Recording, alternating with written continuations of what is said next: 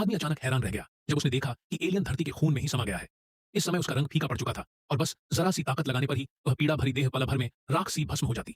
यहाँ तक कि वह भयावह एलियन मशीन भी अपनी जगह ऐसे जमी हुई थी जैसे कोई महामारी फैलाने वाला जीव हो। आदमी ने सोचा कि शायद इंसानियत ने आखिरकार एलियनों को हरा दिया है, लेकिन एक सैनिक ने कहा कि उसे ठीक ठीक पता नहीं कि हुआ क्या है। उसी वक्त थोड़ी दूर पर एक और एलियन मशीन अचानक दिखाई दी। लोग घबराकर सुरंग की ओर भागने लगे, मगर आदमी को कुछ अजीब महसूस हुआ। वह मशीन जोर जोर से कांप रही थी और उसके बाहरी हिस्से पर असंख्य कौए बैठे थे। इसका मतलब था कि मशीन की सुरक्षा ढाल अब खत्म हो चुकी थी। उसने जल्दी से यह बात पास खड़े अधिकारी को बताई।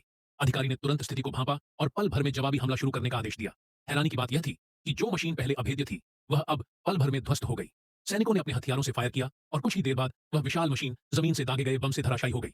सभी सैनिक तुरंत उस मशीन को घेरकर सावधानी से आगे बढ़े और फिर उन्होंने देखा अंदर मौजूद एलियन बुरी तरह कमजोर था, अपने शरीर को संभाल भी नहीं पा रहा था और कुछ ही पलों में उसकी मौत हो गई।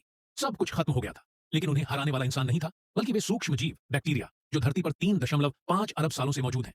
क्योंकि एलियनों को धरती के इन जीवाणुओं से कोई मतलब नहीं था और यही उनकी सबसे बड़ी भूल साबित हुई। सिर्फ कुछ ही दिनों में जो एलियन पृथ्वी के वातावरण के अनुकूल नहीं हो पाए, वे सभी इन्हीं बैक्टीरिया के कारण मर गए।